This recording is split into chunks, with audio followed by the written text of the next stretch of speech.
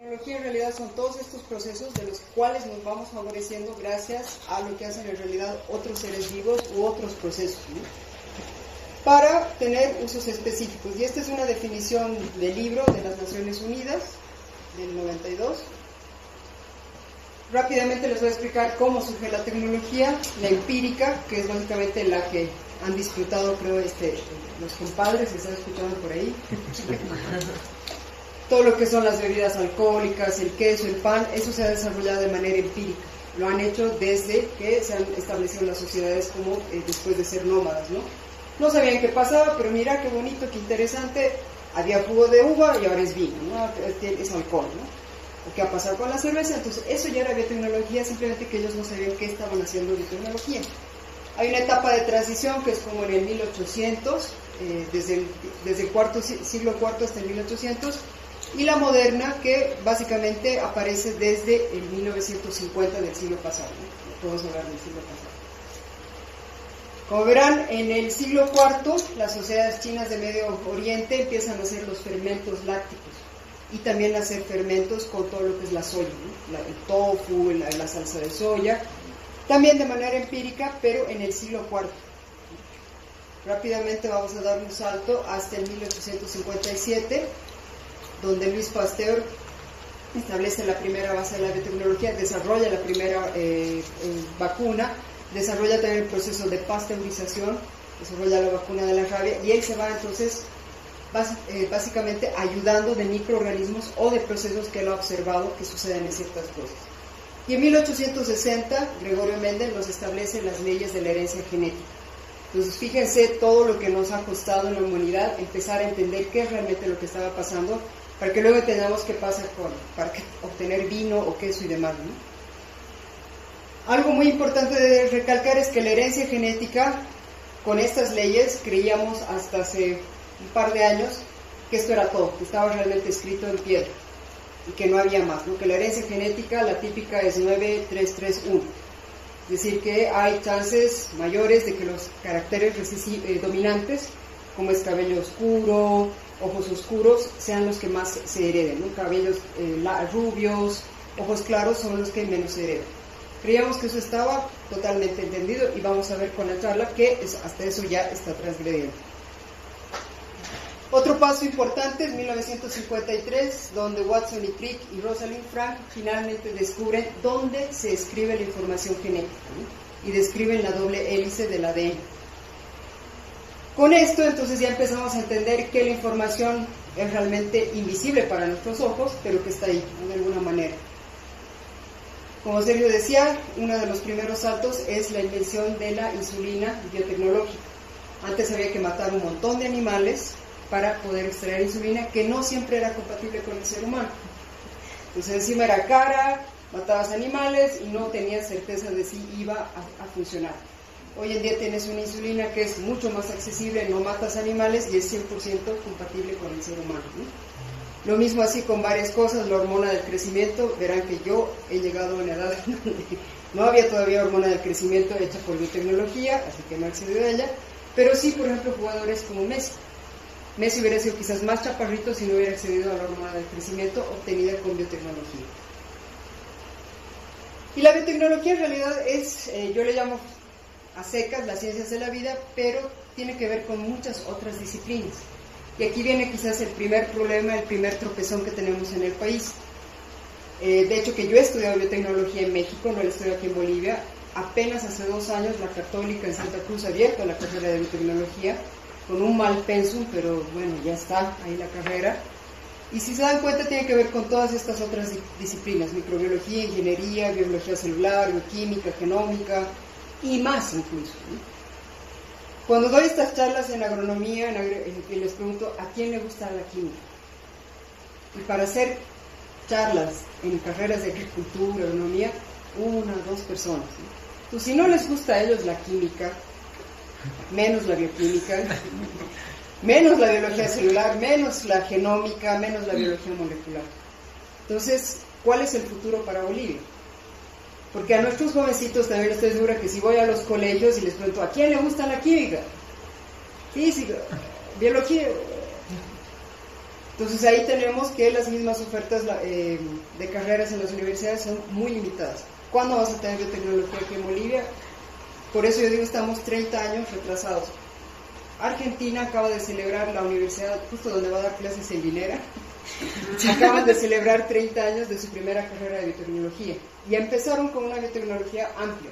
Hoy día tienen como 3 o hasta 4 subespecialidades dentro de la carrera de biotecnología.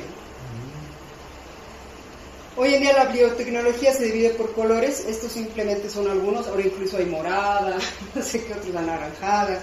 Lo más grande es estos colores, la azul que tiene que ver con todo lo marino, y este es por ejemplo el salmón transgénico, este es el salmón normal, y este es un salmón genéticamente modificado, con aprobación para su consumo humano ya en Canadá y en Estados Unidos, que va a empezar, ya ha sido puesto a la venta desde finales del año pasado. Pero su desarrollo tecnológico data de finales de 1900. Han empezado a hacer esto. ¿Cuál es la ventaja? Que además ni siquiera es un transgénico, es un cisgénico, es decir, que los genes de este salmón han sido prestados de un salmón que vive en las costas de la China, más o menos de esos mares. Entonces, de salmón a salmón. Lo único que hace es que le permite crecer más en la misma cantidad de tiempo que este. Está prohibido su cultivo en mar abierto, entonces sí o sí son granjas cerradas. De hecho, que yo tuve la oportunidad de ver una de estas granjas en Panamá, cuando estaban todavía en las pruebas. Mucha más carne y le liberas de presión a las poblaciones naturales, porque ahorita Estados Unidos, Canadá, incluso en Chile están con mucha presión las poblaciones de salmón por la alta demanda que ahora hay de carne sana que vienen a hacer los peces, ¿no? Entonces ahí hay dos tipos de soluciones. Puedes ofrecer algo nuevo para cultivar sobre tierra y además liberar de presión a la población natural de salmón. Biotecnología blanca, que tiene que ver básicamente con todo lo industrial, y el ejemplo más claro son los biopolímeros, bioplásticos, que incluso ya estamos empezando a ver acá. Es muy jocoso que todo el mundo ahora está con la moda de la bolsa, no bolsa, cuando esto empezó en Europa hace más de 15 años, pero hoy en día ya tenemos posibilidad de sacar bioplásticos incluso de la basura, simplemente que no nos hemos dado cuenta y estamos papaloteando. Hay un caso muy bonito que a mí me gusta presentar, que es el de unos chicos en la Universidad de Pando, que ellos han obtenido biopolímeros a partir de las cáscaras de yuca. Como ellos son altos consumidores de yuca, empezaron a ver y decían, pero sobra mucha cáscara de yuca. Y botarla o simplemente ponerla al compostero como que no les convencía. Entonces hicieron pruebas y vieron que había suficiente material como para elaborar un biopolímero. La universidad allá les aceptó el proyecto y empezaron a elaborar los sachets de agua con plástico proveniente de la yuca, de la cáscara de la yuca, que el máximo tiempo de degradación era creo 2 años dependiendo de la densidad del plástico, ¿no? Entonces imagínense las bolsitas provenientes de la cáscara de la yuca, ellos me dijeron que se degradaban entre 8 meses a 1 año y habían hecho las pruebas, ¿no? Pues imagínate llenar de eso en vez de andar echando las bolsitas plásticas. Biotecnología roja, que tiene que ver con todo lo que es medicina, no son simplemente medicamentos, insulina o vacunas o vitaminas, etcétera. Hay ahora un montón de tratamientos que voy a hablar más adelante. Y la biotecnología verde, que tiene que ver con todo lo que es la producción de alimentos, pero también con el sector forestal. Vamos a ir viendo un poco más. Hay una biotecnología gris, que la llaman, que es todo lo que tiene que ver con medio ambiente, bioremediación, para limpiar contaminación de aire, agua y suelos, y que se utilizan precisamente microorganismos que son a veces domesticados o que pueden ser también modificados, genéticamente modificados. De hecho que los laboratorios tanto aquí en La Paz como en Santa Cruz tienen algunas divisiones donde ya han hecho pruebas y tienen ciertos organismos para hacer bioremediación de suelos y de agua.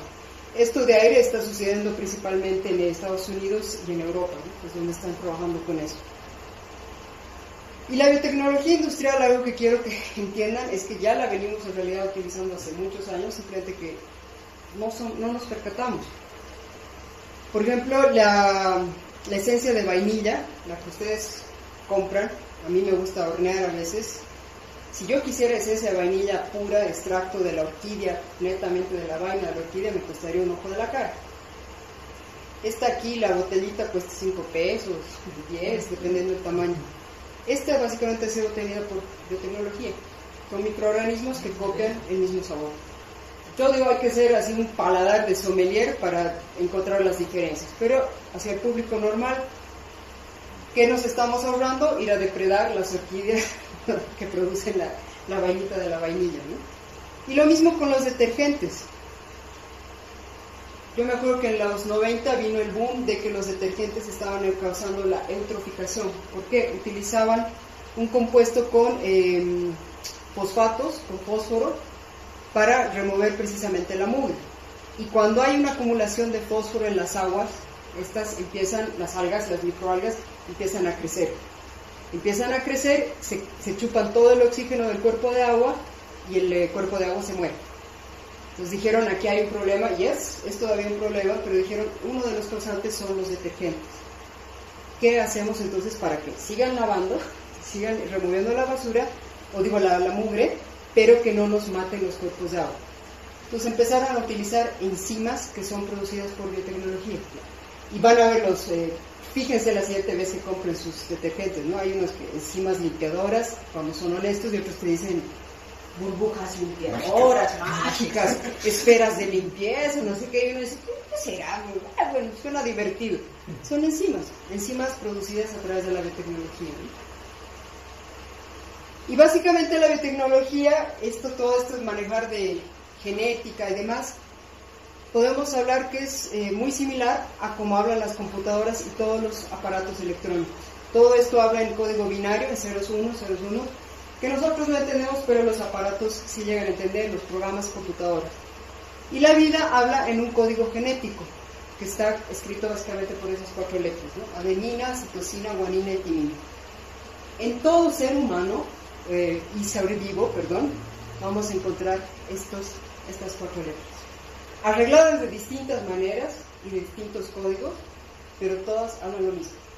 Desde la bacteria o virus, coronavirus incluso, que no vemos, hasta nosotros seres humanos. Entonces, por eso yo digo, siempre es como una aberración cuando nos queremos rasgar las vestiduras de decir, un transgénico no es natural.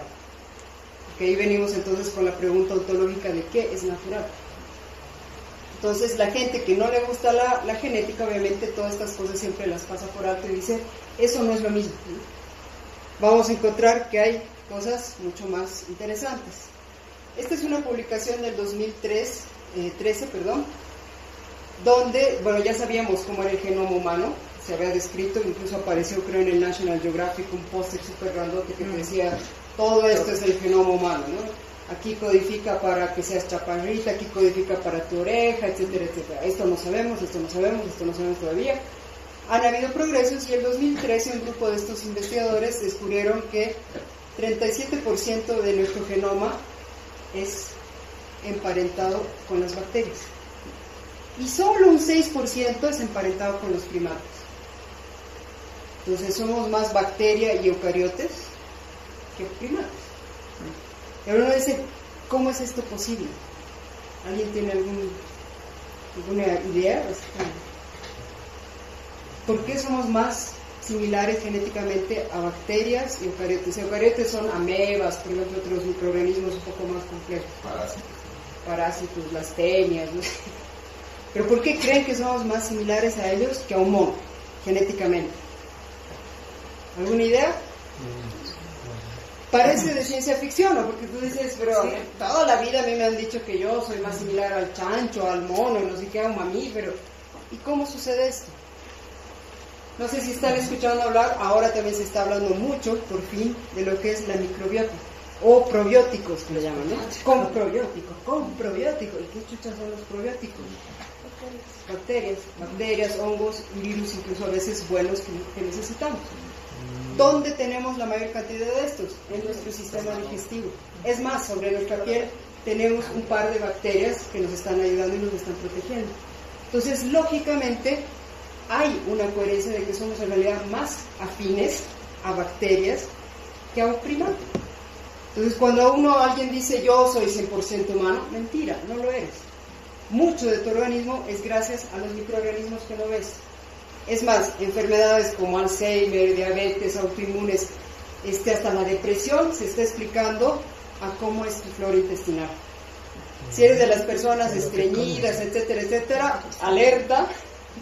Si eres de las personas que te gusta consumir mucho antibiótico y no repoblar tu flora microbiana, alerta, porque de pronto ahí está la explicación de cómo en la vejez vas desarrollando Alzheimer, Parkinson, depresión, ansiedades, etcétera.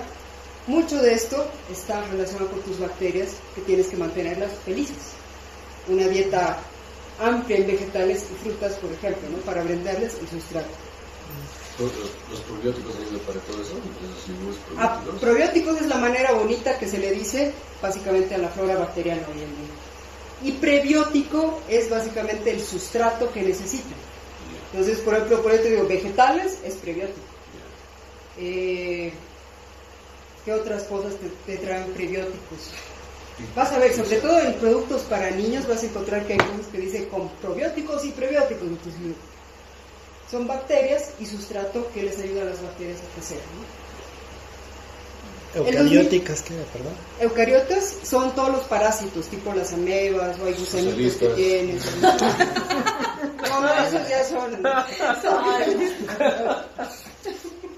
En 2014 se describe genéticamente ¿qué les parece?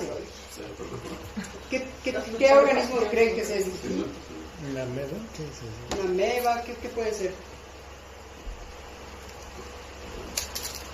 Así simplemente por la pinta que tiene. ¿Un caracol? Una planta, ¿no? Parece una plantita, una hojita. En realidad es una babosa acuática, marina. Y si ustedes se acuerdan, las babosas de la tierra no se parece absolutamente nada. Esta Lelicia clorótica eventualmente habrá pensado y dicho que flojera ir a buscar mi alimento, entonces voy a empezar a comer microalgas que tienen clorofila, y eventualmente incorporó esa clorofila a sus propias células. Entonces esta babosa simplemente sale a la superficie, se queda quietita recibiendo luz solar y va fotosintetizando. ¿Alguien la hizo? ¿Alguien la creó? No, solita apareció ahí en la naturaleza.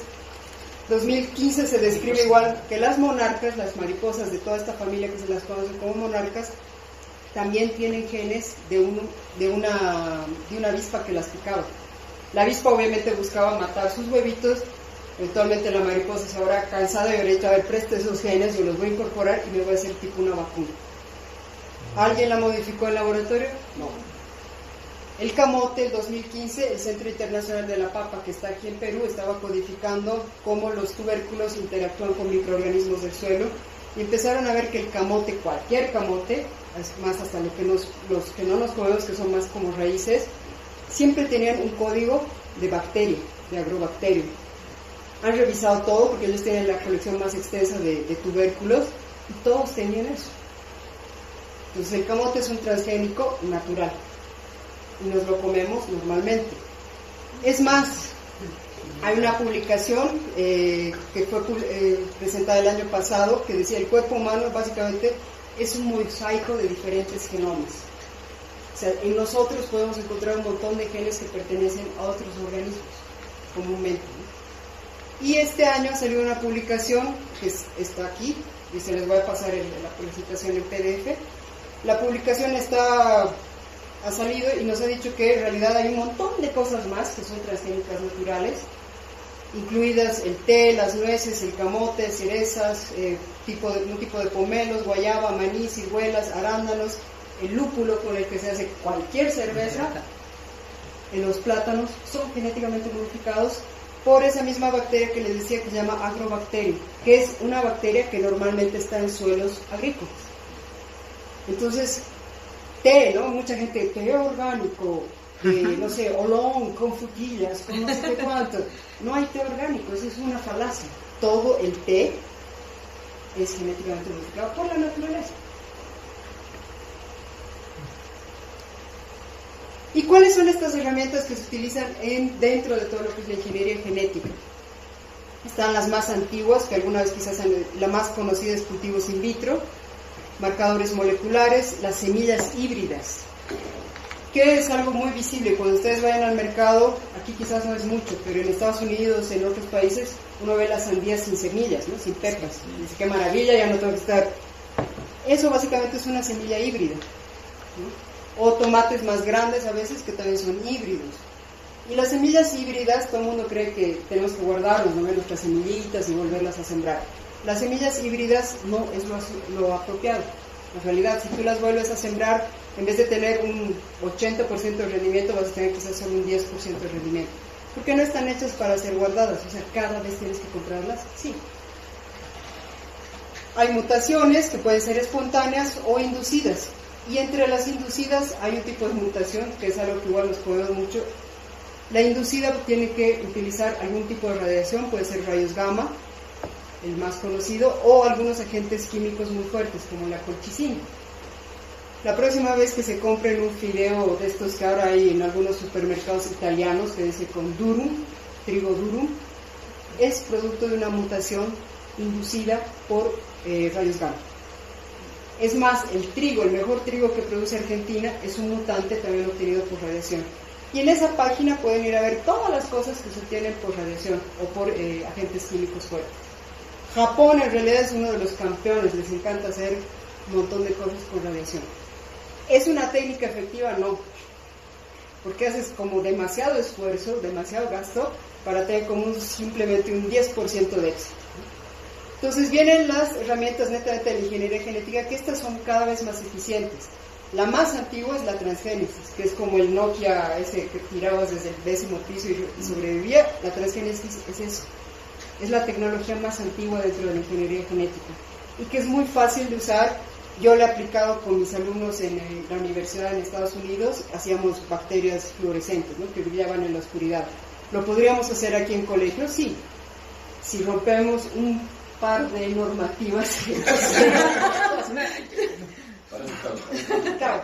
Entonces, si empezamos a dejar de ser tan cerrados, hasta nuestros chiquitos en colegios podrían estar haciendo transgénicos y verían que es normal, ¿no? No es algo así de, ay, mira, estoy creando Frankenstein, nada.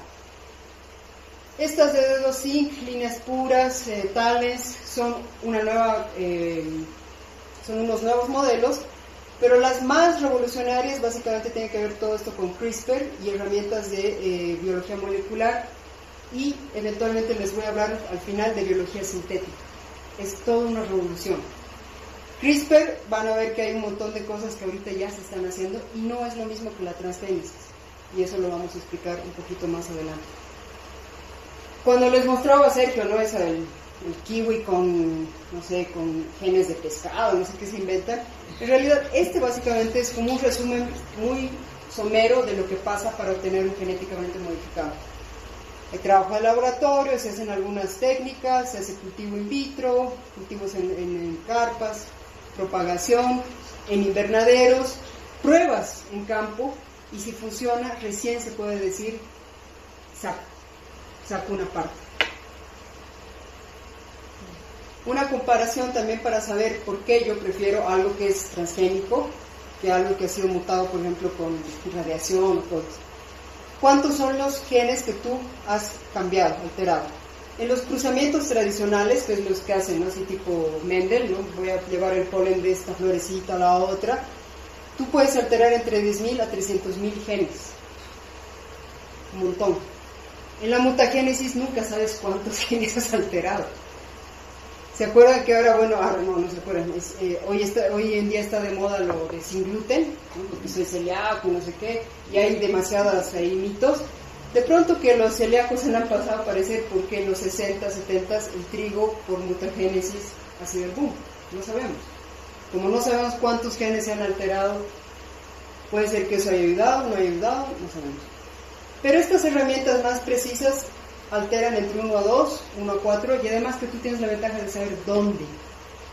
Y cuando sabes dónde, tú puedes decir qué está pasando en los ciclos metabólicos. Y para eso se utilizan,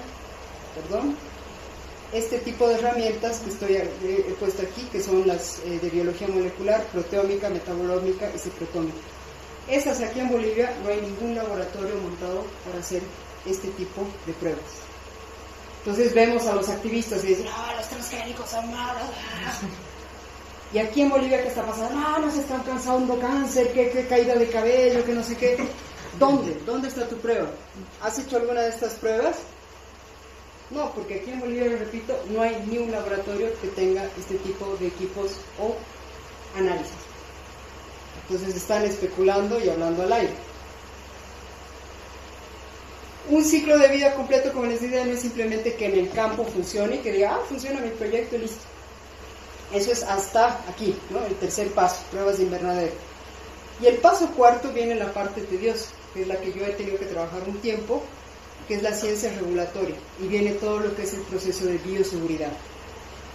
¿Funciona tu semilla, todo lo que has obtenido hasta aquí? Excelente, ahora viene lo difícil, y es la parte tediosa, porque este es el cuello prácticamente del embudo. Aquí es donde se traba todo. Trabaja sobre la hora y le puede tener un accidente, ¿no? Entonces, en todo momento tú tienes riesgo. Y la bioseguridad lo único que busca es ver cómo minimizar este tipo de riesgos. No hay riesgo cero. En Bolivia tenemos este decreto que es el que trata el tema de bioseguridad, que es un decreto del año 97. Bien actual, ¿no? Bien actual, súper honesto. Además, somos parte de este protocolo de bioseguridad que en muchos casos, lastimosamente, nos ha puesto candados también. Porque este protocolo de Cartagena de bioseguridad está basado en el principio precautorio, que es algo que aman los europeos, ¿no? Precaución, precaución, precaución. Y hay un libro muy interesante que yo leí justamente y que dice de los africanos, ¿no? Déjalos que coman precaución. ¿Qué es preferible? ¿Que coman o que se mueran de hambre?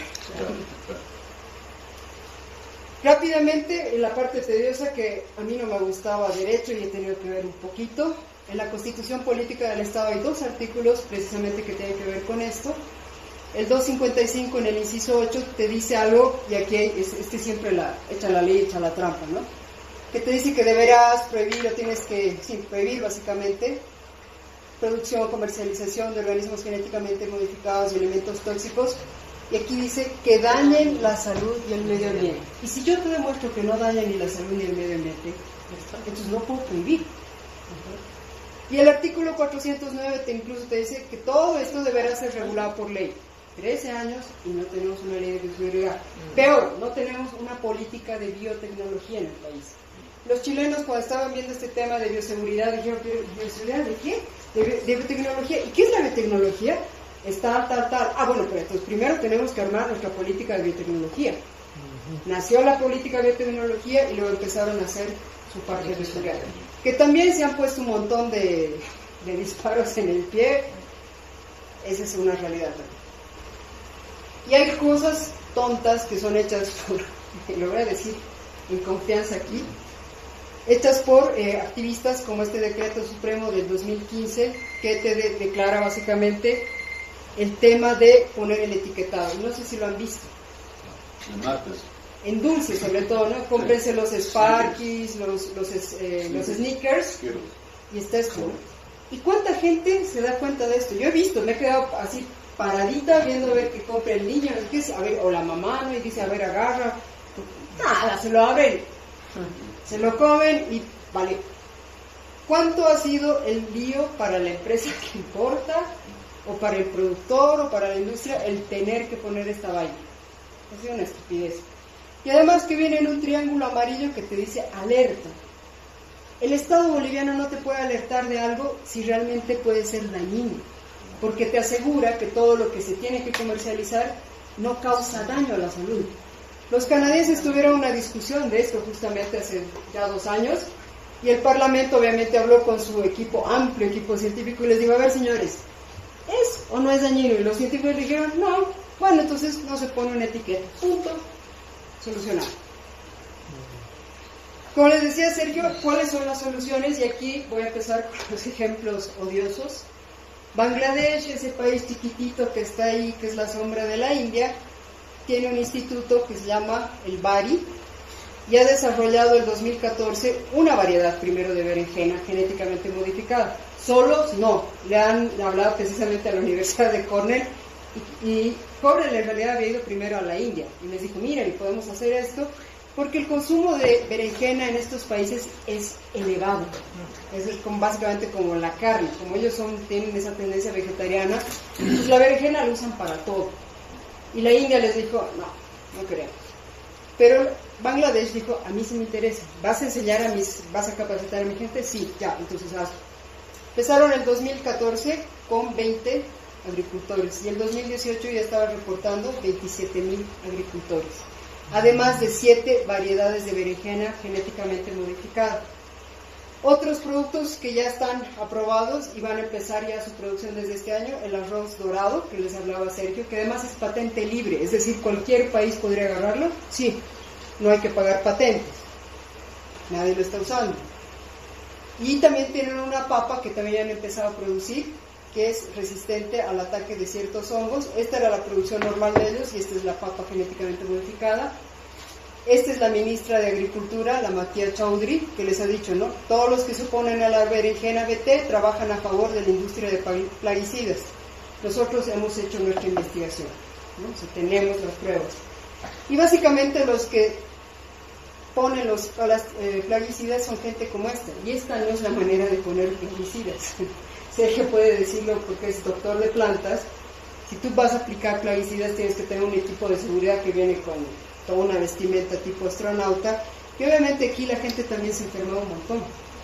Esta señora lo supo asimilar bien y dijo, si yo puedo cultivar algo que me evite esta aplicación, yo prefiero eso.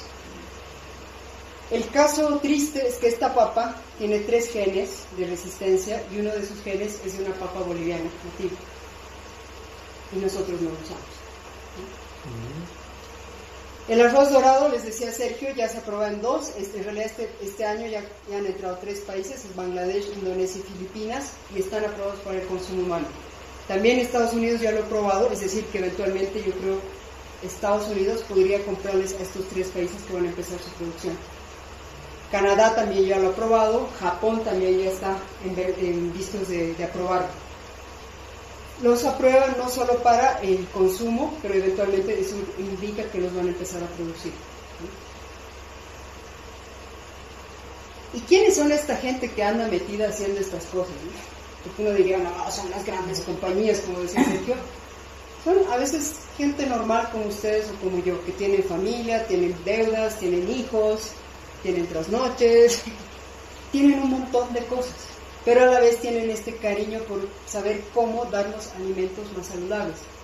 Denis González en realidad es hijo del productor de papayas de Hawái, y cuando él vio que la producción de papayas en Hawái estaba a punto de morir, él se fue a la Universidad de Cornell y dijo, tiene que haber una solución.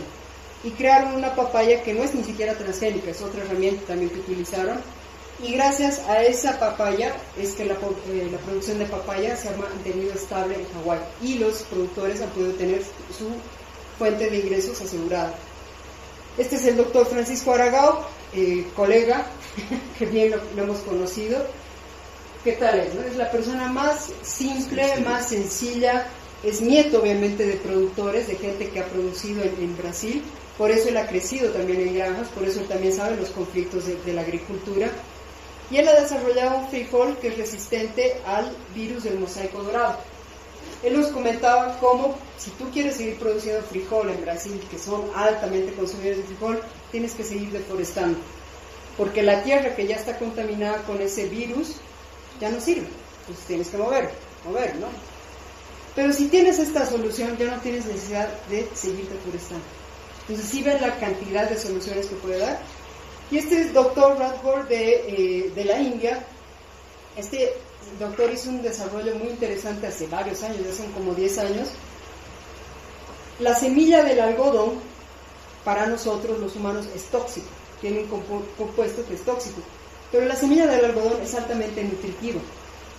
Pues los animales muchas veces se comen las semillas y se están alimentando. Entonces este señor, ¿qué hizo? Le quitó esa toxina a la semilla de algodón.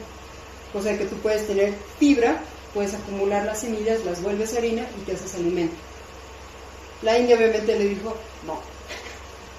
Después de varios años de pruebas en África, en Sri Lanka, van a empezar también a producir este tipo de algodón. Nigeria, por ejemplo, aprobó el año pasado, era una noticia del 31 de enero, donde aprobaba la liberación de este frijolito que ellos llaman, que ya es de alto consumo, el caupi. Y miren, el 19 de diciembre, en un año, ya iba a empezar a comercializar su primer cultivo transgénico. Nigeria, señores. No les estoy hablando de Australia, ni Japón, Nigeria. hecho por ellos, para ellos, y obviamente para países circundantes de África. Entonces, ¿qué sigue en la biotecnología? Incluso ya es una bioeconomía que el año pasado Alemania lanzaba su primera carrera en la Universidad de Bayer, en la de Tübingen, la carrera de bioeconomía. Hace unos 5 o 8 años ya existe la especialidad de bioeconomía en maestrías, en diplomados, pero ahora ya va a haber la carrera de bioeconomía. Eventualmente Brasil, Australia, Canadá también ya van a lanzar sus carreras de bioeconomía. ¿Y qué es la bioeconomía? Básicamente es una producción basada en el conocimiento y utilización de recursos biológicos que utiliza procesos y métodos biológicos para proporcionar bienes, servicios de forma sostenible a todos. Se basa en estos 3 principios: tiene que ser renovable, sostenible e innovador. Todas esas discusiones de desarrollo sostenible, producción verde, economía circular, han derivado en bioeconomía. Además, que abre la posibilidad de que los científicos se animen a crear sus innovaciones, sus propias empresas. Sergio, yo, ustedes quizás hemos sido educados para encontrar trabajo, ¿no? Ir a distribuir currículos. Los jovencitos hoy en día están saliendo de las carreras y dicen: yo ya tengo mi empresa, chao. Ya no tengo que ir a mendigar empleo con nada. Eso sí, necesito obviamente financiadores, etc., ¿no? Entonces es un modelo para responder las necesidades y aprovechar las oportunidades, desde bioenergías, biomateriales, incrementos en la eficiencia de cadenas de valores tradicionales. Estaba hablando Sergio de la quinoa. Ya hay, y lastimosamente no logro ponerlo, pero la cooperación suiza ha trabajado aquí con un par de productores de quinoa y han sacado precisamente el modelo de bioeconomía para la cadena de quinoa. Cosa que ya no sea simplemente vender el grano bruto, sino se puede sacar una serie de bioproductos a partir de eso, ¿no? Tienes ecointensificación, esto quiere decir que ya no tienes que ir talando ni deforestando. El problema de Chiquitania no debería ser un problema. Esas tierras que están produciendo soya ya no tampoco deberían ser un problema de decir: tenemos que seguir creciendo. Hay instituciones que están viendo en esto, ¿no? Entonces, si se dan cuenta que hay un montón de cosas que ni siquiera yo creo que estaban al tanto de que está sucediendo, ¿no? Tenemos muchos obstáculos en Bolivia, y uno de los que yo siempre quiero, y discutimos con Sergio siempre cómo hacemos, porque ¿qué tal si empezamos a allanar el camino en tema de biotecnología? ¿Qué tal si nos dicen: ok, hay que hacer mejores normativas, ok, las universidades se ponen a considerar abrir carreras de biotecnología? El siguiente tema que tenemos es el tema de propiedad intelectual y patentes, ¿sí? Las universidades no hablan acá de eso. Las innovaciones que me les mostró Sergio de la Mayor de San Andrés se quedan a veces ahí en: qué bonito, qué lindo, wow. Y entonces, si no empezamos a desarrollar también un sistema de propiedad intelectual, de patentes, para incentivar la investigación y que además nos ayude a generar ingresos, pues también es muy complicado hablar de pasar una bioeconomía, porque la bioeconomía básicamente es innovación, innovación, innovación. Y finalmente voy a hablarles de biología sintética, que es lo que les dije que es la herramienta que está revolucionando básicamente todo. O sea, nos ha tirado, nos ha pateado el tablero. Yo cuando he empezado a leer de esto realmente me he quedado sorprendida, porque nunca creí que íbamos a llegar a este nivel, ¿no? Cuando estudié la carrera jamás pensé que esto iba a ser posible algún día. La biología sintética es básicamente el diseño y construcción de partes biológicas que no existen y que además tienen que entrar en un circuito cerrado donde tampoco pueden existir naturalmente. Luego de cumplir su función, tiene que cerrarse el circuito, ¿no? Es como cuando prendemos y apagamos el circuito para las luces. Lo prendo, funciona mi circuito de biología sintética, y cuando ya cumplió su función, lo apago y no puede reproducirse. Porque este es el cuco siempre de la gente, ¿no? Uy, ¿qué pasa si esto escapa a la naturaleza? Y bueno. Una analogía es que esta biología sintética funciona como todas estas cajas de legos, de mecanos que nos daban de niños, ¿no? Y están los niños creativos y están los niños que no éramos creativos. No sé si se acuerdan, a veces jugaban y chiquitos que armaban castillos, ¿no? En una ruedita que daba vueltas y todo así como apilabas todo y listo, chao, ¿no? La biología sintética es igual para jovencitos creativos. Y esto se ve en este concurso internacional que se llama la Máquina Internacional de Ingeniería Genética, el IGE, que inicia el 2003, como uno de los proyectos que tenían el MIT, pero que hoy en día ya funciona independiente, ¿no? Y nuevamente funciona como funciona la bioeconomía, ¿no? Diseñan, construyen, hacen pruebas, aprenden, y es todo un proceso retroactivo, ¿no? El iGEM básicamente son grupos de todo el mundo, jovencitos, que al inicio eran todos de pregrado, es decir, no habían maestrantes, no habían doctorantes, no habían postdocs, ¿no? Pero que ya no haces la extracción mineral y tampoco ya no tienes que tenerla en el agua residual.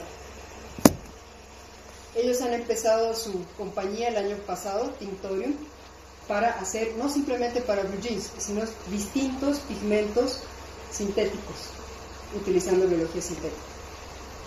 Entonces, ellos ya han empezado, tú ves el CEO, el no sé qué, el manager de no sé qué, todos son chavitos menos de 30 años.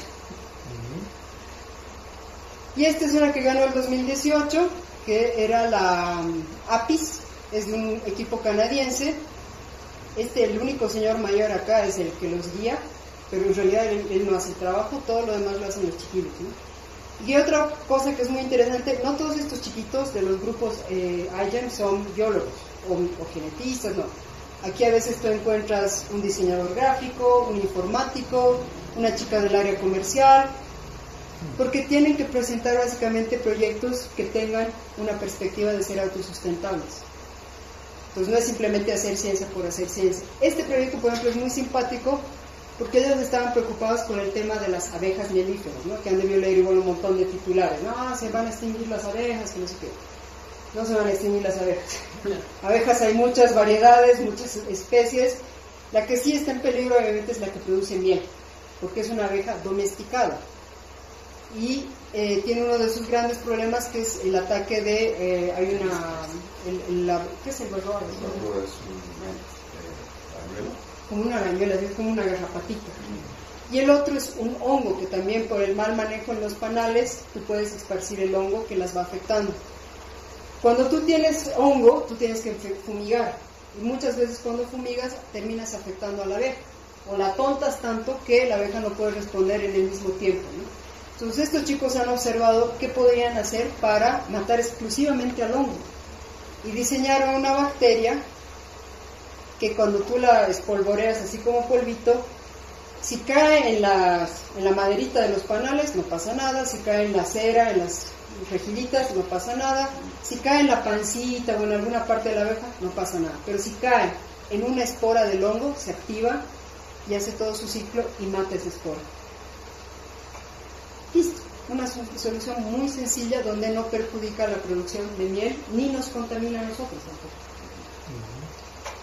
El 2019, el Jamboree que pasó en octubre pasado, fueron 363 equipos, 15 eran de Hispanoamérica, 2 se retiraron lastimosamente, había 4 equipos de África. Bolivia no tenía ni un equipo, hasta Perú mandó un equipo que eran chicas de secundaria, y 106 equipos de secundaria, la mayor parte de ellos eran de China. El otro día, por ejemplo, yo trabajo, mi trabajo formal es alimentado en una plataforma de información que se llama Agroavances, y el otro día publicaba la noticia de que Estados Unidos, claro, está entrando en este tema de la bioeconomía más formalmente, pero su gran enemigo es pues China, porque China sí está entrenándolos desde que son colegiales, entonces tiene ahí un gran universo de profesionales que van a proporcionar un montón de soluciones, ¿no? Soluciones que ya son realidades. Por ejemplo, esta empresa en Australia, Cicero, ya ha construido un montón de cosas. No sé si antes conocían que la selección de sexo de los pollitos era bien cruel, porque estaban los pollitos que entraban, ¿no?, a la granja, y todos los machos básicamente los mataban, ¿no? Qué cruel, qué triste, no sé qué. Bueno, hoy, gracias a la biotecnología, tú puedes tener tu 100% de pollitos hembras y ya no tienes que andar matando a los pollitos, ¿no? Tú puedes tener huevos libres de alergenos, gallinas con resistencias a enfermedades, o incluso huevos como ketos para portar medicamentos. Puedes portar ciertas vacunas, ciertas cosas que ya no necesitan refrigeración gracias a la estructura del huevo, ¿no? Puedes llevarlas a más regiones. Mi sueño es ver algún día la ciudad de La Paz con árboles bioluminiscentes que ya no necesiten electricidad, ¿no? ¿Te imaginas? Este empezó como un trabajo como el 2011, producir tela de araña en gusanos de seda. ¿Por qué? La tela de araña es 10.000 veces más superior a la seda, en resistencia, en plasticidad, térmica, etcétera. Tiene unas propiedades brutales, pero ¿cómo le dices a la araña que te produzca en cantidad, ¿no? Es más, ¿cómo vuelves una granja de arañas? No existe. Entonces, primero modificaron al gusano de seda para que empiece a producir esa misma proteína. El año pasado, unos japoneses se animaron y han dado un paso más, ya no son gusanos de seda, son bacterias o levaduras, ¿no? ¿Verdad? Levaduras que van a producir tela de araña. Y desde este año van a empezar a comercializar unas chamarras, son calidad de astronautas, un traje de astronautas, en Japón, con la biotecnología. En California ya hay por lo menos 4 de estas empresas que te puedes comer carne sin ser carne, ¿no? Que no es mayonesa, los chicken nuggets que no son de pollos, no es matar ni un pollo para esto, ¿no? Para toda esa moda vegana hay alternativas. Sin andar lejos, Chile tiene su empresa que es la Not Mayo, que empezó igual solo con mayonesas que no son mayonesas, pero también tiene ya una Impossible Burger que la comercializan. Si van a Santiago pueden ir a Domino's y allí hay una hamburguesa que está hecha de carne que no es carne. La Whopper, Impossible Whopper, se empezó a comercializar el año pasado. Científicos, varios las han ido a probar y dicen, realmente yo no me doy cuenta que no era carne. Todo sabe, huele, hasta chorrea un juguito que no es sangre, pero hasta eso dicen, ¿no? Ahora están empezando a ver el potencial o el impacto económico y dicen, es como una moda, que va a pegar un rato, pero va a morir eventualmente, yo creo que al año. Eso básicamente son las predicciones. Pega entre los veganos, ¿no? Pero ni siquiera los veganos, porque dicen, no, es que es de una compañía multinacional y bla, bla, bla. Entonces, hasta eso. Argentina ha dado otro paso y ellos están produciendo carne, pero en cajas Petri, cultivando carne. Han tomado obviamente las primeras células, es cultivo celular de vacas, obviamente la mejor carne de vaca que tienen ellos. Y te imaginas tener ahí tu refrigeradorcito, Sus cajitas, produciendo carnecita. Lo único que les falta obviamente es que ya no va a tener huesito para cascar, pero esto es más realista, me parece, ¿no? Y esta innovación el año pasado ya estaba en la fase de crecer en alta producción, porque ya tenían todo el procedimiento estandarizado, etcétera. Entonces les estaban terminando de conseguir el financiamiento para ahora sí crecer, ¿no? ¿Y quién empezaron? Eran estudiantes también, chicas estudiantes, que no sabían de manejar negocios. En Argentina hay una empresa muy interesante, como una fundación, que se encargan precisamente de decirle, ustedes dos quieren hacer eso, pero no saben de negocios, yo conozco a alguien, tú, ven, pum, y los cascan. Y así empiezan a captar el financiamiento, ¿no? En 2017 este niño rumano, era de Rumania. Era un chiquito que le llamaban el niño mariposa porque la piel se le iba cayendo, siempre andaba vendado. Los alemanes le regalaron el tratamiento, le hicieron una transgénesis a sus células, le repararon todo. El año pasado, el anteaño pasado salió el reporte en la Deutsche Welle, donde el niño ya básicamente tenía como el 95% de su piel regenerada, gracias a una transgénesis en células epiteliales. El año pasado también sucedió el primer ensayo CRISPR que apuntaba a curar la ceguera hereditaria. CRISPR, aquí no le he puesto el slide, es cortar en el código genético. ¿Por qué es diferente de la transgénesis? En la transgénesis yo me prestaba genes de una planta, de un animal, de lo que fuera más que necesitara yo. Para CRISPR yo no me tengo que prestar genes de nadie. Simplemente como ya conozco el código genético, ahora ya sé que si muevo esta parte de aquí abajo, aquí arriba, puedo curar, por ejemplo, la ceguera, o si edito esto, pero es todo dentro del mismo código genético. Por eso les digo, es mucho más revolucionario. Y ya no es una transgénesis, ya no estás hablando de Frankenstein ni nada. Simplemente que estás arreglando errores que hay en nuestro código genético. Así de simple. Esta es una solución, por ejemplo, que yo la veo aquí para Bolivia. Tenemos el dengue. 9.200 casos se reportaban hasta la semana pasada de portadores de dengue. ¿Qué vamos a hacer? Fumigar y fumigar y fumigar y fumigar. Este es un mosquito que lo desarrolló Oxitec, que es una compañía inglesa. y que ya ha hecho las primeras pruebas en Brasil en una población que es relativamente cercana a Río o Sao Paulo, mejor, Carpinhos, ¿no? Sao Paulo. Entonces, ellos ya han liberado estos mosquitos allá y han bajado la incidencia del dengue en un 92-95%. Y donde la incidencia de dengue es mucho más alta que aquí en Bolivia incluso, ¿no? Y es un mosquito que la primera generación sí era transgénico, pero ahora las últimas generaciones están creo en la tercera o cuarta generación de mosquitos de Oxitec, ya son CRISPR. ¿Cuál es la ventaja además de CRISPR? Porque tú dirías, bueno, pero eso va a funcionar en una generación de mosquitos y la siguiente ya no. Con CRISPR, ¿se acuerdan que les había hecho las leyes hereditarias de Mendel? Tú puedes transgredirlas y hacer que eso se mantenga, que el 99% de tus mosquitos sean con esa edición genética. Ya no el 9, el 3, 3, 1, no. El 99% de tus mosquitos pueden evitar ser transmisores de dengue, de chicas, chikungunya, lo que sea. Entonces incluso ya estás rompiendo las leyes que Mendel nos había descrito. Pero ¿cuánto sería el ahorro o el impacto en temas salud? Se están haciendo pruebas ya no solo con mosquitos, se están haciendo pruebas, por ejemplo, con ratones, para evitar que sean transmisores de peste o de otras cosas, ¿no? El 6 de junio del año pasado publicaba esta noticia, ¿no? Un virus transgénico que ataca los tumores cerebrales pediátricos en niños. Un virus que nos puede ayudar a deshacernos de tumores en niños. 27 de agosto del año pasado, en México encontraban que la resina del guayule, que es una planta que ellos tienen allá, es antiinflamatoria y anticancerígena. 12 de septiembre, Corea del Sur encontraba que con esta herramienta CRISPR, las tijeras genéticas, tú puedes tener éxito evitando diabetes tipo 2 en ratones. Es decir, en vida tú te puedes eliminar la diabetes con este tipo de herramientas. Ese es el tipo de biotecnología roja que les llamaba, que ya no son simplemente medicamentos, son ya ediciones genéticas. El 3 de octubre salía esta noticia también: con CRISPR puedes tratar enfermedades como la anemia falciforme. De hecho, que en Europa ya han aprobado los ensayos, este año ya empezaban ensayos con 12 casos de tipos de cáncer de sangre principalmente, ¿no? Para que sean tratados con edición genética.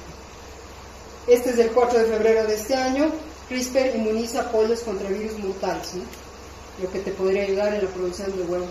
Entonces, si se dan cuenta, las noticias antes eran como, ¿te acuerdas cuando estudiábamos? Era como, Las noticias ahora son cada día, hasta los domingos aparecen noticias, ¿no? de la revolución que realmente está viendo. Por eso países como China debemos tenerle miedo, porque si bien nos pueden producir cosas como el coronavirus, pero también tienen un alto potencial con temas de biotecnología y bioeconomía. Es más, no sé si han escuchado, por ejemplo, Bolivia estaba feliz porque decía, le vamos a vender carne a China. Bolivia, Argentina, Uruguay, Brasil, ¿quién más? Hasta Paraguay se han quedado con los crespos hechos porque la demanda de carne no fue tan alta a inicios de este año. ¿Por qué? Porque China ha dicho, vamos a empezar a producir soya transgénica, maíz transgénico, no sé cuántos, como unos 5 o 12 cultivos. Entonces, de pronto, eventualmente, nosotros que decíamos, nosotros siempre les vamos a vender, de pronto ya va a ser, no, nosotros ya vamos a empezar a hacer, y ya no simplemente en extensiones, vamos a hacer también verticalmente, sin agua, sin sustrato, sin luz, sin luz solar, ¿no? Agua salada. Incluso usando agua salada y demás. ¿Quién dijo miedo? Entonces, ¿estamos tarde? Yo digo que si seguimos mirándonos el ombligo, ¿por qué es transgénico? Los tostitos que hoy día se han comido ahí son netamente Entonces ahí vienen las incógnitas, ¿no? ¿Qué estamos haciendo? No sé si tienen preguntas como tal. Sí, hagamos una... Quizás hagamos una...